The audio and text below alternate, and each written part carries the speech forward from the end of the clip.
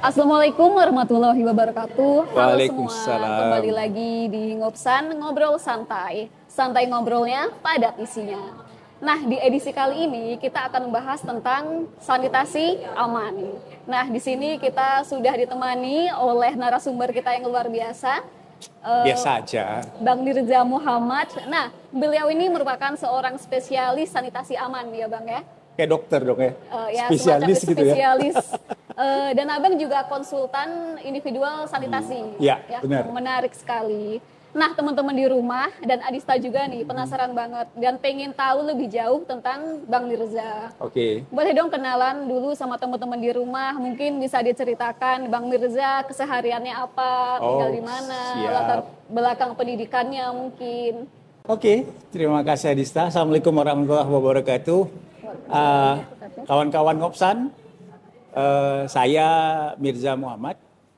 Sekarang ini bertugas sebagai seorang konsultan yang lebih spesifikasinya ke arah sanitasi, di mana sanitasi yang menjadi trending topik sekarang ini adalah sanitasi yang aman.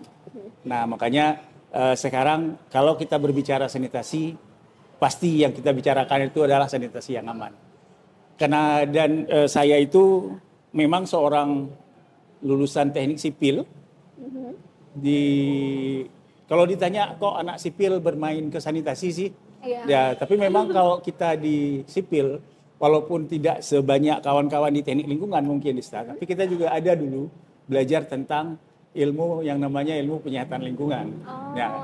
Kita juga belajar tentang bagaimana air limbah, bagaimana persampahan. Nah, jadi dan penanganannya gitu. Nah, jadi karena memang saya masuk ke bidang sanitasi ini sebenarnya sih lebih karena faktor ketidaksengajaan lah.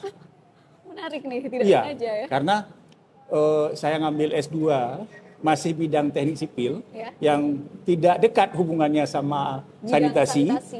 Tapi karena kemudian terjadi bencana tsunami Aceh, di mana saat itu memang tenaga engineer sangat kurang.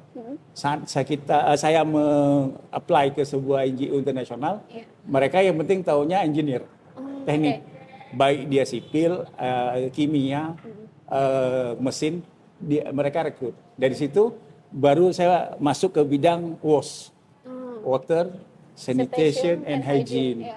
Nah, dari situlah lebih mendalami lagi sampai memang di zaman NGO itu dari 2005 sampai 2010 itu memang terus bermain di bidang WOS. Jadi memang kalau dibilang nggak sengaja, emang nggak sengaja.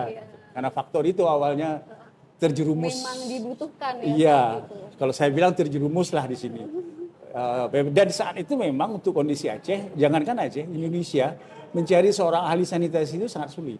Oh iya benar. Karena teknik lingkungan itu sangat jarang ada lulusan teknik lingkungan. Jadi kita belajar dan memang insya Allah kita tertarik di bidang itu, kita lanjut. Sesudah dari selesai masa-masa NGO di Aceh, saya kembali free, kemudian jadikan konsultan di PU, di Kementerian PU. Nah, di Kementerian PU itu juga nggak jauh-jauh bidangnya, juga mengurusi tentang air minum, sanitasi, gitu. Nah, jadi sampai itu di 2018. Nah, di situ terus air minum, sanitasi, persampahan gitu kan. Nah, kemudian gempa Palu. Gempa Palu saya respon. Berkelanjutan ini ceritanya. Jadi begitu di gempa Palu, kebetulan kontrak saya juga habis sebagai konsultan di kementerian. Saya apply ke Palu, dipanggil. Nah, memang agak lari sedikit dari sanitasi karena di situ tugasnya membangun perumahan, permukiman baru. Tapi lagi-lagi tapi di saat kita bicara rumah itu kan nggak akan terlepas dari sanitasi, air minum dan sanitasi. Benar. Nah, jadi ya lari dikit boleh lah, tapi nggak akan dari jauh-jauh lah dari sanitasi ini kan. Setahun Palu selesai proyek, balik ke sini, kembali konsultan di Kementerian PU, masih di bidang sanitasi juga. Jadi memang kalau ditanya passionnya di sanitasi, kalau saya bilang dulu enggak. Kalau kita anak sipil tuh dulu masih melihat sipil itu ya kita bangun rumah, bangun jalan, bangun jembatan, ya lebih ke infrastruktur fisik bangunan itu kan. Tapi karena kemudian terjerumus ke sanitasi ternyata asik sendiri gitu. Lama-lama menikmati. Asik. Asiknya karena gini. Saat kita berbicara sanitasi sama aja dengan kita berbicara dengan ilmu-ilmu sipil yang lain. Kenapa? Kita akan berhubungan langsung dengan masyarakat. Ya, masyarakat. Nah, benar-benar. ini yang bikin pertama tertantang. Iya. Tapi saat berhasil itu terpuaskan kali itu. Nah, jadi kepuasan itu yang mencapai sesuatu betul, luar biasa. Jadi saat kita mencapai goal itu dengan kita bisa memberikan sesuatu ke masyarakat, kemudian saat saya pernah tuh di 2008 kita respon ke sebuah kampung. Kemudian saya balik lagi saat jadi konsultan PU 2012, mereka masih ingat sama kita. Iya. Pak Dirja, Pak, airnya Pak turun dari gunung masih hidup. WC-nya masih bagus, Pak. Karena air dan sanitasi itu aspek krusial sekali. Sangat. Ya. Itu adalah kebutuhan dasar. Kebutuhan dasar. Yang jadi wajib masyarakat ada. Saat terbantu bakal teringat terus sama Betul. Bang Mirza.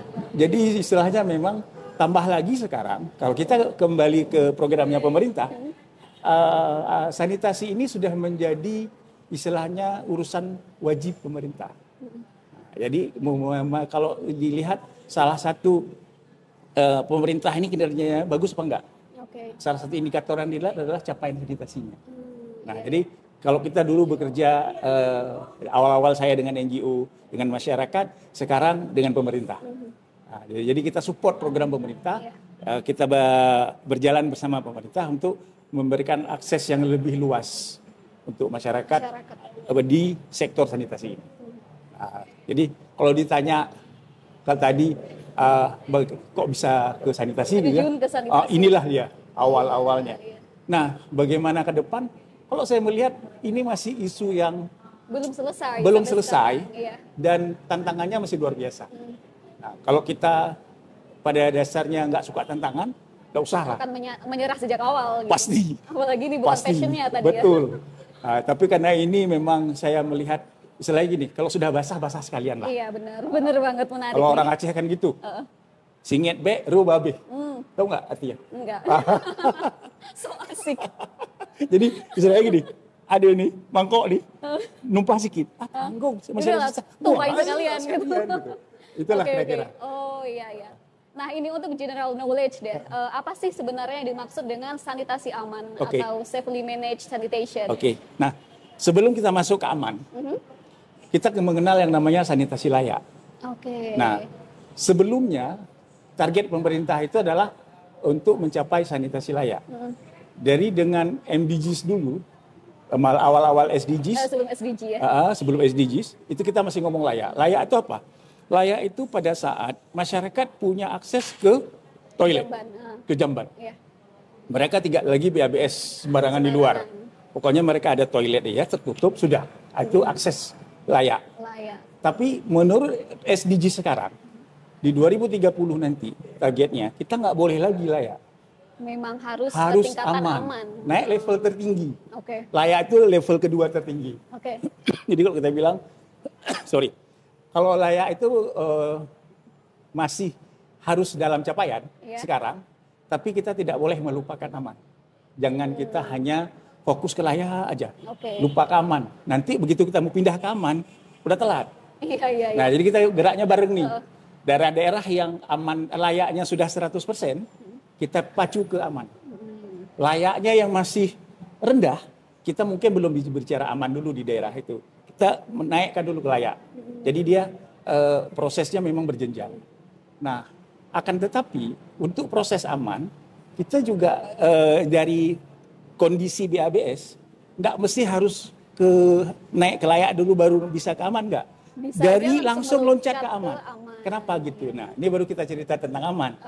Aman itu adalah akses masyarakat kepada infrastruktur sanitasi. Kita sebutlah jamban. Yang mana jamban itu kondisinya pertama dia tertutup.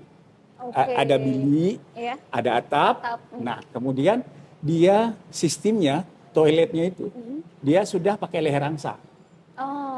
Dia istilahnya kalau leher angsa itu saat kita flush, kita siram, tetap sisa air menggenang tetap masih ada. ada. Okay. Nah, itu fungsi lerangsa. Untuk apa?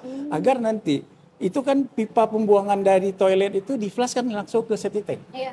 Nah, saat dia ada air, kontak antara ruangan di dalam toilet dengan septic tank itu tertahan sama air. Tertahan dengan adanya air tadi ya? Iya, jadi misalkan faktor penyakit seandainya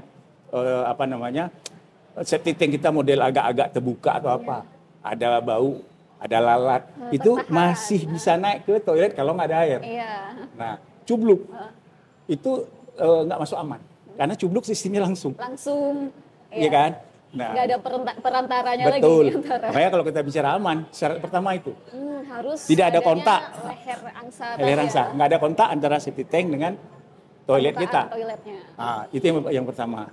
Yang kedua, kondisi tangki septik kita itu kedap. Kedap dalam artian air limbah manusia di dalam tangki septik itu tidak boleh bocor ke dalam tanah.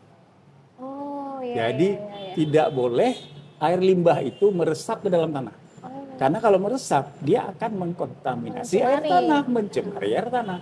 Nah, makanya kalau dulu yang kita sebut layak, kita nggak lihat itu. Yang penting ada aja dulu toilet, ada dulu septic tank, layak lah dia. Iya. Nah, sekarang orang kan sudah berpikir nih, kalau untuk lingkungan, masalah isu-isu lingkungan ini. Nah, kita bicara aman dong sekarang. Karena kalau enggak, yang namanya air baku itu yang contoh salah satu air baku ada air tanah yang kita gali sumur untuk kita ambil airnya, itu terkontaminasi oleh limbah manusia tadi. Iya, benar. Nah, makanya sekarang itu harus kedap. Nah, tidak boleh ada kebocoran sama sekali. Tidak boleh ada kebocoran. Apa indikasinya? Kalau ini kedap, indikasinya adalah septic tank itu pasti akan penuh. Iya. Nah, pasti penuh. Kalau dia bocor, pasti nggak akan penuh. Karena air terus meresap ke bawah kan, masuk ke dalam tanah kan, jadi nggak akan penuh-penuh dia. Nah, kalau dia kedap, bayangkan aja lah, kedap kayak botol plastik, lama-lama kan penuh sendiri. Berarti tandanya dia tidak merembes kemana-mana. Nah, dia harus disedot. Nah, ukurannya kalau rumah tangga kita itu isinya 3-4 orang lah, rata-rata satu rumah tangga, satu kakak. Pengguna toilet itu 4 orang, rata-rata itu 3 tahun kita sedot sekali. 3 tahun ya. Nah, biasanya dengan catatan itu hanya murni air buangan dari toilet. Tidak bercampur sama air mandi, air cuci baju, air dari... Biasanya akan bermuara ke satu tempat kan ya? Ya. Nah, karena hitungannya beda. Kalau kita anggap dia rumahnya ada 2 sistem pembuangan, satu khusus yang kita sebut dulu bahasa kita ini black water. Black water itu air dari toilet khusus. Oh ya. Itu memang nggak boleh bercampur. Satu lagi grey water, air abu-abu. Itu dari air mandi, air cuci, air ya lainnya lah selain dari toilet tadi. Nah, jadi kita punya 2 sistem pembuangan. Kalau itu dipisah, ini rata-rata toilet kita, septic tank kita ini 3 tahun, 3 sampai 5 tahun. Pasti harus sedot sekali. Kalau kebanyakan di wilayah perkampungan yang nggak ada sarana untuk mengolah limbah tinjanya itu ya untuk sekarang gitu. Ya. Jadi tidak pernah disedot tuh. Nggak pernah disedot. Tapi gini, ada catatan. Ya. Kalau aman itu, sekarang kita lebih fokus bicara ke daerah perkotaan. Kenapa? Karena kan dulu pernah belajar kita bahwa saat kita bangun septic tank, jaraknya harus 10 meter dari sumber air. Ya. Jadi kalau sumur kita di sini, maka sejarak 10 meter dari sumur baru boleh bangun septic tank. Jadi kontaminasinya nggak sampai dia ke air. Nah, kalau di perdesaan, karena daerahnya masih luas, penduduknya tidak padat, masih ada tempat mereka untuk membangun septic tank yang nggak jauh dari sumur. Nggak masalah. Yang bermasalah saat di kota. Karena saking padatnya. Jadi jarak minimal itu tidak bisa dicapai. Betul. Nah, persoalannya di kota terkadang kita dapat itu banyak. Tahun lalu di Hijau pernah buat video tentang sanitasi aman. Rumah saya, contohnya, jauh. Septic tank saya di depan, sumur saya di belakang. Ternyata tetangga saya bangun sumur di depan. Oke. Rumah saya aman, nggak sakit. Anak tetangga saya yang sakit. Gara-gara septic tank saya yang nggak kedap. Nah, padahal itu udah dihindari tadinya ternyata. Jadi makanya sanitasi ini bukan kita berbicara skupnya skup kita aja.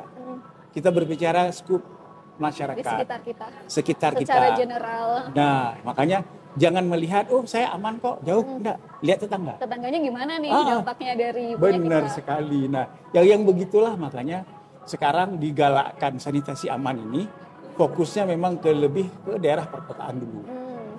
Kalau di daerah kampung-kampung juga tidak dipaksakan. Karena begini juga, aman ya, gitu kan. Salah satu persoalannya adalah karena dia wajib sedot, berarti kan harus ada layanan mobil sedot tinja. Iya, benar-benar. Nah, mobil sedot tinja itu biasanya di kampung nggak ada. Ya, cuma ada di perkotaan. Perkotaan. Nah, karena mereka juga nggak mungkin pergi jauh sekali ngambil. Iya. Berapa mobil yang harus. Betul. Nah, jadi itu desa. jadi sebuah pertimbangan. Iya, makanya kenapa kalau di desa tuh masih kita bilang ini yang penting jaraknya 10 meter gitu. Layak aja udah. Masih layak. Arti sebenarnya kalau kita sebut aman, kita lebih kejar aman tuh di perkotaan. Oh, jadi ini lebih ke konteks di perkotaan ya. Perkotaan dulu, saat perkotaan ini. dulu. Iya. Karena memang faktor yang tadi itu tidak terpenuhi jarak aman antara sumber air dengan septic tank kita. Oh, iya. Walaupun mungkin begini, saat kita bangun pertama, septic tank kita itu aman, kedap. Tapi kan kita ini daerah gempa. Iya, rawan bencana. Rawan bencana. Kadang-kadang dengan gempa, kan goyang bisa retak. Terjadi keretakan. Apalagi banyak model septic tank kita itu kan model cincin sumur. Nah itu rentan retak. Kecuali yang model kita cor pakai semen, beton bertulang, pakai tulangan kita cor, sekeliling yang model peta. Itu lebih kuat. Itu biasanya lebih tahan. Tapi kalau yang namanya cincin sumur, walaupun dia di bawahnya dicor juga sehingga dia tetap kedap, kalau habis gempa, kita harus cek. Apakah ada keretakan? Retak. Nah, itu dia persoalan. Jadi, dampak jangka panjangnya ini kira-kira apa Bang untuk lingkungan, untuk keadaan septic tank yang merembes nih ke tanah dan juga ke air. Kira-kira untuk dampak kesehatannya apa nih? Yang udah pasti kesehatan masyarakat akan terganggu. Dalam artian begini, ada pertanyaan, bagaimana kalau kami tidak pakai air tanah untuk sumber air minum, aqua galon, jadi kami atau pakai PDAM, air sumur memang nggak kami pakai untuk minum, boleh, tapi apa ibu nggak pakai untuk cuci piring? Apa ibu nggak pakai untuk yang lain-lainnya? Oh pakai juga. Ibu nggak pakai untuk siram bunga. Ibu pakai siram bunga, nanti sambil siram bunga anak-anak bermain dengan air sumur itu nggak sengaja masuk mulut. Air itu sudah terkontaminasi oleh bakteri tadi, E. coli tadi yang sumbernya dari tinja manusia. Oh iya benar sekali. Efeknya kan terjadilah kasus diare. Iya diare. Itu yang efek paling cepat kelihatan ya. Iya, diare. Nah kalau kena diare itu di anak-anak bayi, ujung-ujungnya stunting. Iya. Nah, sekarang kita karena stunting bukan hanya berbicara tentang gizi katanya, tapi juga tentang kebersihan lingkungan. Karena apa? Saat anak-anak diare, dia itu gizi yang masuk, dia masuk gizi, tapi keluar lagi, nggak sempat diserap sama badan dia gitu kan. Makanya nggak cukup juga gizi si anak. Akhirnya berpengaruh ke perkembangan. Betul. Nah, makanya kalau pikir jangka panjang, selain dari itu kita bilang nih muka air tanah nih kan. Nah, kadang-kadang di daerah kita juga ada yang namanya alur gitu, sungai-sungai kecil. Kalau di dalam tanah itu sudah jenuh airnya. Jenuh airnya dalam artian air yang terkontaminasi itu sudah masuk ke dalam tanah dan jenuh air tanah itu akan masuk ke alur. Alur itu kemudian kemana-mana larinya kan. Kalau dia terjadi di hulu, maka bakteri E. coli itu akan dibawa sampai ke hilir. Nah, ini juga jangka panjang. Nah, jadi memang dari sekarang kita harus jaga. Iya.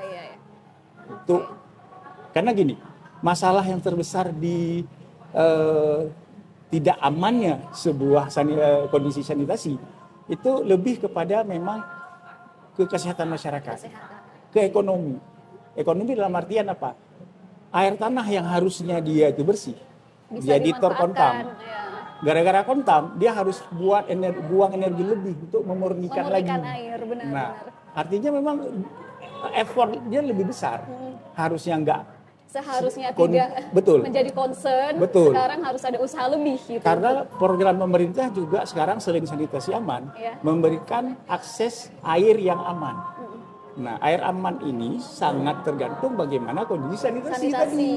Ya, itu semacam dua sisi koin yang tak Betul, terpisahkan. nggak boleh dipisahkan. Makanya selalu yang namanya program air sanitasi. Iya. Nah, tapi semuanya itu harus ditambah dengan, itu kan hardware lah kita bilang. Ada softwarenya dengan perubahan perilaku tadi, hygiene tadi. Iya. Karena tanpa perubahan perilaku ya nggak akan terjadi semuanya. Iya. Dan terkait perubahan perilaku nih Bang. Nah di Aceh sendiri sudah ada belum sih semacam platform atau ruang untuk memberikan edukasi ke masyarakat akan pentingnya sanitasi yang aman? Kalau khusus sanitasi aman, kita sepertinya belum ya. Belum dalam artian untuk topik sanitasi aman. Platform edukasi sudah ada. Lewat kawan-kawan di Dinkes. Mereka punya program namanya STBM. Itu lebih untuk bagaimana mengurangi BABS. Kemudian mereka punya program PHBS, perilaku hidup bersih dan sehat. Ada 5 pilar dan segala macam. Nah itu adalah platform edukasi. Nanti bagaimana memasukkan isu sanitasi aman ini ke dalam platform itu. Alhamdulillah mulai tahun kemarin kawan-kawan di Dinkes provinsi itu mereka sudah concern. Artinya sekarang saat mereka berbicara sanitasi, mereka udah nggak bilang lagi kita kejar sanitasi layak, enggak.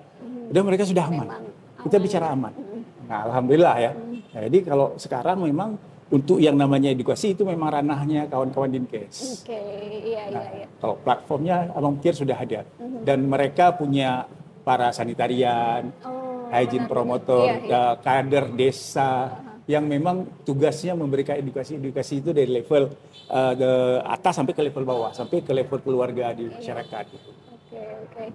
Nah, khususnya nih untuk Yah Hijau sendiri, apa sih yang sudah dilakukan oleh yayasan ini untuk membantu tercapainya sanitasi yang aman di wilayah Aceh? Kalau Yah Hijau, program sanitasi aman ini baru berjalan sekitar tahun 2021. Itu dengan disupport oleh UNICEF dengan program C4WAS. Kebetulan karena kita berbicara aman, kita hanya masuk ke 2 kabupaten kota di Aceh. Kota Banda Aceh dan Sabang. Hal itu disebabkan karena Banda Aceh dia sudah 100% BABS.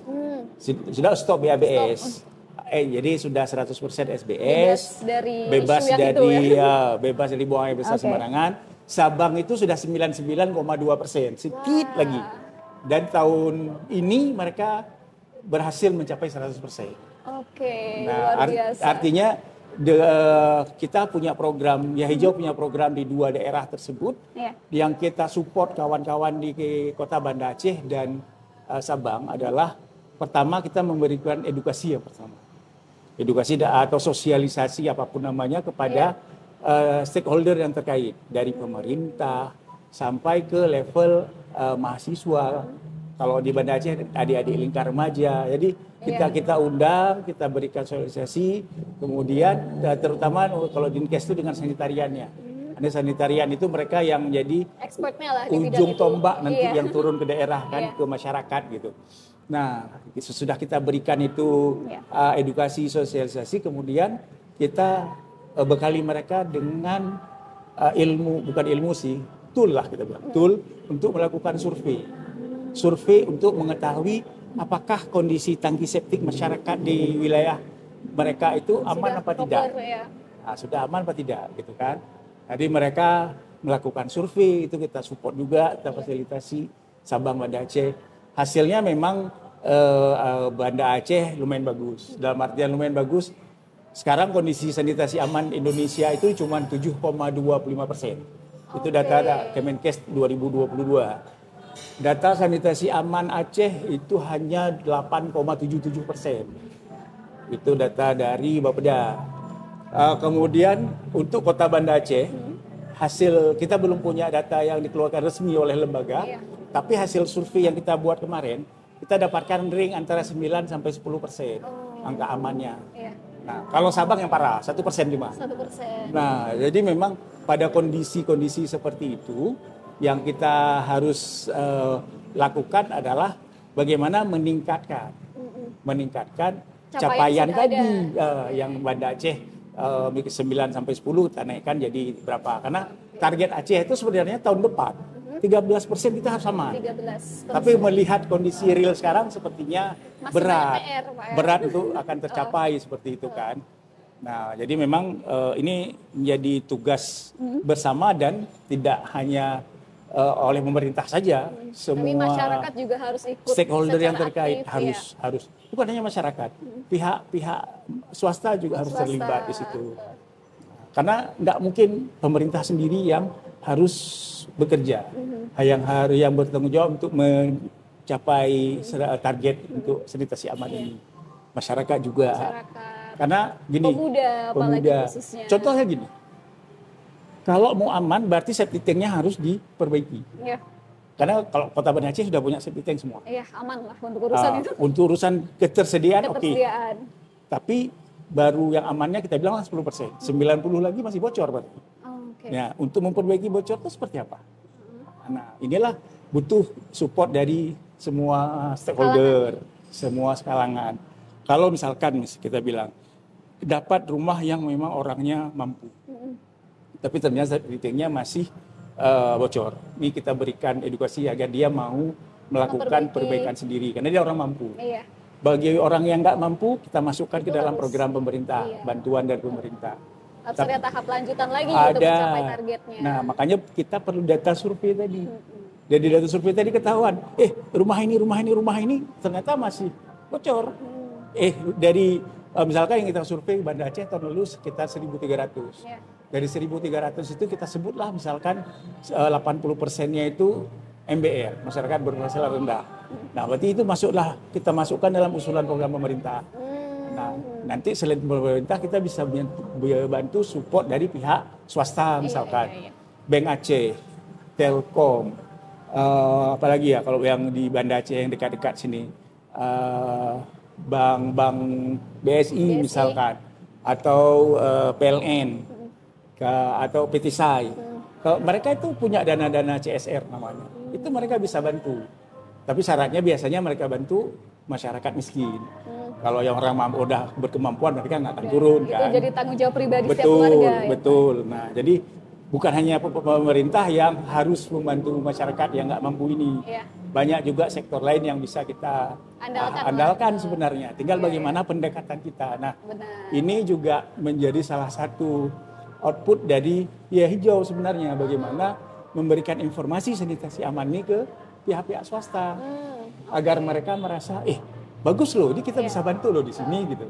Nah, jangan selama ini kan mungkin pihak swasta melihat, saya lebih enak bagi-bagi beasiswa atau mereka buat MCK aja. Nah, sekarang MCK kalau kita lihat, kalau untuk Kota Banda Aceh Sabang udah nggak perlu. Kalau wilayah kita. Nah, bukan concern kita bukan lagi, concern aman, sudah selesai. Makanya yang kita concern sekarang ini kan yang tidak aman tadi nih kondisi. Jadi memang kalau dibilang kondisi kita ini ya harusnya sama-sama lah. Sama-sama. Karena ini tugas untuk kita semua. Kita semua. Pada akhirnya. Bukan artinya saya nggak akan kena. Kita nggak tahu kapan. Bisa saja nanti tetangga kita yang bermasalah, kita yang kena. Gitu kan? Makanya sama-sama. Nah, next nih Pak. Bagaimana sih cara yang paling efektif nih untuk mengukur keberhasilan program sanitasi aman? Nah, kita lihatnya dari mana nih? Kalau saya melihat dari dua sisi. Yeah. Yang pertama, yang paling gampang adalah salah satunya melihat dari tingkat kejadian kasus sakit, penyakit. Apakah di daerah ini masih tinggi atau rendah? Dari tingkatan dampak kesehatannya ya. Dampak kesehatan. Walaupun sebenarnya kalau di desa itu nggak bisa. Karena desa kan kayak cerita tadi, walaupun dia nggak aman, tapi dia masih sehat. Karena jaraknya jauh-jauh. Nah, di kota. Tingkat kontaminasinya rendah. Betul, di kota itu paling satu. Yang kedua, kalau mau lihat dari sisi dari hasil data survei tadi. Iya benar. Ya kan? Nah, dari data survei itu nanti kita bisa tahu, ternyata ini udah nggak aman nih. Nah, tapi kalau yang paling berefek sebenarnya kita lihat dari sisi kesehatan. Nah, karena erat sekali kaitannya antara kesehatan dengan sanitasi tadi. Sangat. Nah, untuk sekarang nih Bang, concern kita semua itu adalah perubahan iklim.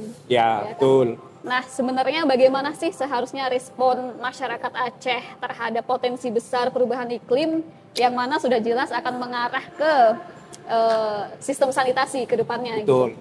Nah, isu climate change, perubahan iklim, ini jujur aja ya. Untuk kita di Aceh ini hal baru. Iya. Istilahnya kalau orang Aceh bilang ini binatang baru nih, kita harus belajar dulu nih, apa nih perubahan iklim. Karena memang dari pihak saya sebagai konsultan di PU sendiri belum banyak turun dari Jakarta tentang bagaimana kita beradaptasi dengan perubahan iklim terhadap infrastruktur yang dibangun. Yang sudah dibangun. Ya. Kan tetapi mulai tahun kemarin itu kawan-kawan dari UNICEF itu sudah mulai menginisiasi lah kalau bahasanya mungkin ya, menginisiasi agar membangun awareness lah mulai dari situ. Benar. Agar perubahan iklim ini menjadi sebuah isu dan sebuah agenda yang harus dimasukkan ke dalam isu sanitasi. Nah, kenapa? Memang kalau kita lihat banyak sekali pengaruh perubahan iklim dan itu. Dan ini sesuatu yang sangat kritikal itu untuk sekarang. Sangat. Contoh barang, kalau kita tahu daerah kita daerah banjir, itu banjirnya mungkin baru-baru ini terjadi, sebelumnya nggak pernah, karena penggundulan hutan di atas. Iya benar. Contoh. Nah, jadi itu nanti akan berpengaruh saat dia banjir bandang misalkan. Berpengaruh kepada apa? Baik rumah langsung rusak, paling jelek tangki septik kita hancur. Kalau nggak hancur penuh. Iya benar. Kalau banjir biasa mungkin air banjir akan menggenang, penuh septic tank, WC nggak bisa kita pakai. Iya. Nah. Oke, jadi bagaimana cara masyarakat mempersiapkan diri lah Betul. untuk kemungkinan yang akan terjadi. Atau satu lagi misalkan saat kita membangun infrastruktur sanitasi, misalkan bukan kita bilanglah daerah agak pedesaan, di daerah rural gitu, kita masih bisa bangun MCK misalkan.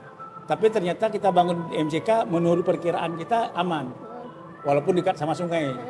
Tapi ternyata dengan perubahan iklim, arus sungai itu akan berubah, lama-lama akan menggerus tebing, dan lama-lama mungkin dalam 2-3 tahun bangunan kita itu udah jadi rentan untuk dipakai, karena udah terlampau dekat sama sungainya.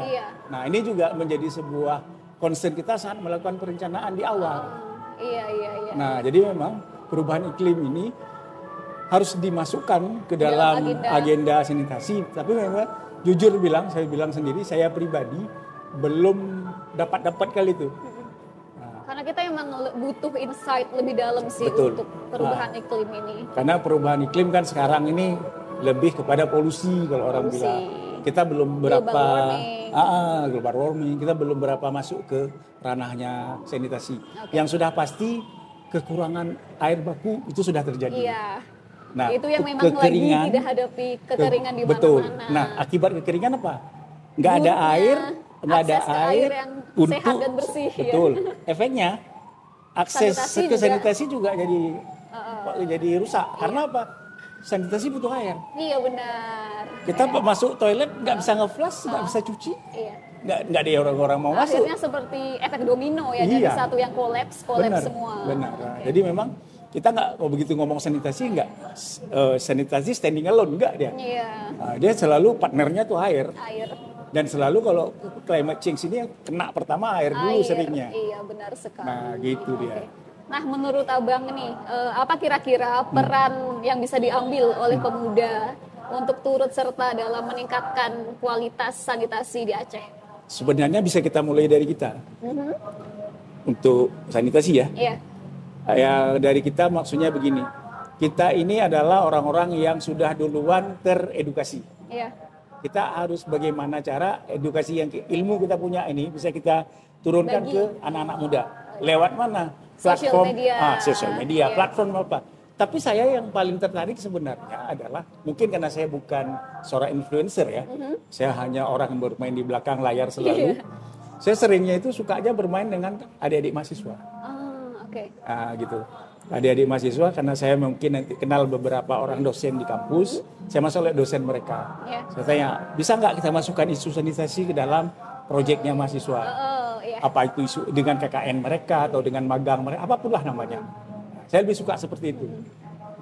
Jadi apalagi sekarang Aceh sudah ada jurusan teknik lingkungan. Jadi sudah ada S2 manajemen lingkungan. Jadi artinya generasi muda bisa langsung ikut. Bisa langsung include dan terlibat langsung di dalam itu. Okay. Nah, satu lagi kalau saya berpikir anak muda ini jangan malu, mungkin cocok kita bilang, untuk berbicara hal-hal yang mungkin dari satu sisi orang tua menganggap ini adalah hal-hal yang nggak layak dibicarakan. Iya, sanitasi, tentang jamban, itu kan kayak bagi masyarakat. Pernah nggak, maaf cakap, tai itu menjadi isu seksi? Nggak pernah. Karena dia bilang, jorok kali kok ngopsannya tentang tai sih. Jadi hal-hal seperti itu memang nggak menjadi isu yang seksi sebenarnya. Tapi itu harus kita bicarakan. Itu basic banget loh dalam kehidupan sehari-hari sebagai. Nah, makanya saya bilang anak muda jangan malu. Orang tua kita mungkin sudah dari kecil mereka sudah ada didikan dan kebiasaan, itu hal yang agak sudah tabu. Tertanam lah untuk generasi sebelumnya. Kita harus berubah. Pola pikir kita harus berubah. Anak muda ini dengan segala kapasitas mereka, kemampuan mereka, kebebasan mereka dalam berekspresi jangan sanitasi ini harus mereka bisa ngomong juga. Sekedar untuk membicarakan kita juga harus mulai berani lah. Betul. Saya merangkul anak-anak muda. Kalau ngomong depan forum, saya selalu bilang, hari ini kita akan bicara sesuatu yang buruk. Apa itu Pak? Kita akan berbicara tentang tai. Kok bisa? Ya, baru kita cerita. Artinya kadang kami saat diskusi itu tentang masalah sanitasi ini sambil makan. Ini sambil minum. Sambil minum. Ngopsan, boleh deh. Pernah. Ini cerita sedikit pengalaman. Saat NGO. Kita harus periksa tangki septik masyarakat yang terkena tsunami. Itu setiap hari tugas kami bongkar. Oke. Bongkar, ada semacam stick kayu untuk melihat bagaimana kondisi dalam. Colok. Jangan ditanya bagaimana bentuk, jangan ditanya bagaimana bau, jangan ditanya bagaimana situasi saat itu. Udah. Terkadang kalau lagi patuh aturan pakai sarung tangan, APD. Kalau lagi malas, udah suntuk, pokoknya tarik. Siap itu, cuci bersih, makan. Oke. Jadi hal-hal yang itu memang hal yang memang kita hadapi, dan saya pikir nggak ada jadi sebuah persoalan yang tabu ya. Nah, itu karena semua manusia yang memang berurusan dengan itu. Memang kita bilang, kalau orang bilang itu kan punya diri sendiri nggak apa-apa, itu kan punya orang. Tapi ya sebagai kita pekerja sanitasi, ya ini adalah satu hal kita bukan hanya bekerja untuk diri sendiri. Betul, dong gitu. Itu dia kuncinya. Kita bekerja untuk masyarakat. Jadi terkesampingkan lah rasa jijik, ngeri, malu, apalah itu. Tai masyarakat juga kita urus. Segitulah kira-kira. Maaf ya, ini saya udah mulai agak ngomong jorok nih sekarang. Santai dong ya. Oke, teringat tadi ngomong santai. Santai aja. Unfiltered. Oke. Nah, satu lagi, Adis tadi teringat nih, data WHO. Memang ini udah data lama ya, yang mengatakan bahwa Indonesia ini berada di posisi kedua negara dengan sanitasi paling buruk dan praktik buang air sembarangan itu di bawah India nih, nomor 2. Itu sangat-sangat memprihatinkan kan. Betul. Nah, berkaitan dengan program-program sekarang untuk memperbaiki lah ya program sanitasi aman, kira-kira bagaimana nih masa depan Indonesia terkait peng tersebut? Kalau Abang positif ya? Sangat positif, karena begini, pada dasarnya orang kita itu bukan orang yang bebal. Saat kita bisa memberikan pemahaman kepada mereka, mereka terima. Nah, bukan orang keras kepala. Mereka, kita semua sebenarnya hanya butuh dirangkul. Betul. Dan diberi pemahaman. Betul. Nah, makanya kita ini saat kita berbicara tentang sanitasi, itu banyak sektor yang terlibat. Untuk edukasi kawan-kawan dari Dinkes. Untuk masalah penyiapan infrastruktur, kawan-kawan dari PU. Karena nanti kalau orang Dinkes bilang, ini nggak boleh, BABS. Harus kita di tempat yang tertutup, ada toilet. Nah, orang kampung, kami nggak punya Pak. Gimana dong? Bangun sendiri nggak sanggup Pak. Nah, makanya turunlah kawan-kawan PU, infrastruktur. Didata siapa yang diberikan infrastruktur. Jadi dia selalu berjalan berbarengan antara perubahan perilaku dengan kesiapan infrastruktur di belakangnya. Orang sudah mau berubah, tapi kalau toolsnya nggak punya, susah juga mereka mau berubah. Jadi gitu. Kuncinya kita harus bergerak bersama. Sama. Ya? Nah, yang terakhir nih Bang, ada nggak sih harapan yang ingin disampaikan atau pesan-pesan terhadap masyarakat, khususnya anak muda nih, demi tercapainya masyarakat Aceh yang memiliki akses sanitasi aman? Kalau harapannya adalah, kalau kita bicara secara masyarakat umum, kita sadar bahwa kita hidup di dunia ini nggak sendiri. Nah, kita aware bahwa kita juga bertanggung jawab terhadap lingkungan kita. Itu yang satu.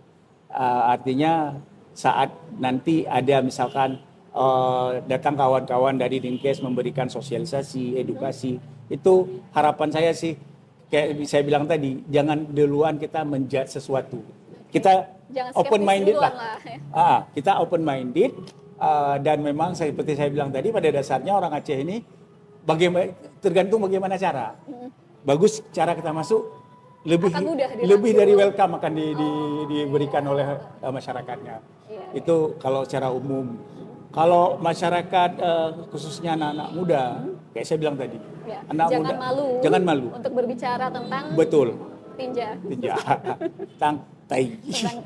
Ya, karena memang kalau kita berharap kepada pemerintah aja yang melakukan segala usaha pencapaian sanitasi aman, yakin saya nggak akan mampu. Iya, itu akan jadi PR dan jalan yang masih panjang banget tuh. Sangat panjang, karena kita ini adalah negara yang penduduknya luar biasa banyak. Padat sekali.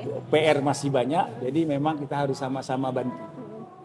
Makanya saya bilang tadi, aware bahwa kita nggak hidup sendiri di sini. Kalau saya nggak sakit, tetangga saya yang sakit. Kalau tetangga saya sakit, nggak sakit, mungkin saya yang akan sakit. Ya, artinya saling menjaga. Inilah yang paling diperlukan. Poin menariknya adalah dari tinja yang mana merupakan sesuatu yang kita anggap sangat-sangat tidak layak untuk dibicarakan, justru menjadi sesuatu yang menyatukan kita semua pada akhirnya gitu kan. Yang kita sadar bahwa kita hidup tidak sendirian. Terus apa yang kita lakukan terhadap lingkungan mulai dari zaman sendiri bisa saja berpengaruh kepada orang lain. Betul. Menarik ya, dari tinja menyatukan kita semua. Iya, makanya harapannya saya yang udah lumayan senior, Dista yang masih anak muda milenial sekarang, kalau saya itu masuk gennya sama Gen Z mungkin, atau mungkin di bawah Gen Z lagi. Kalau gen milenial kan ini zaman-zamannya Dista. Nah, kalian lah nih yang memang jadi motor penggerak ke depan gitu. Apakah negara ini akan menjadi negara yang mengalahkan India menjadi status terburuk di dunia sanitasinya, atau kita bisa naik peringkat? Justru menjadi negara dengan sanitasi terbaik nantinya. Ya. Kalau di Asia Tenggara itu yang paling bagus Singapura. Indonesia tuh nomor berapa ya, lupa saya kemarin. Dan Singapura untuk pengolahan sampahnya juga bagus pembakarannya tapi tidak merusak lingkungan, tidak merusak tidak ada polusi. Tidak ada polusi. Menarik. Gitu. Oke, thank you very much. Obrolan yang sangat insightful. Sedap. Terima kasih sudah meluangkan waktunya untuk mengopesan. Santai aja. Oke, thank you. Wassalamualaikum warahmatullahi wabarakatuh.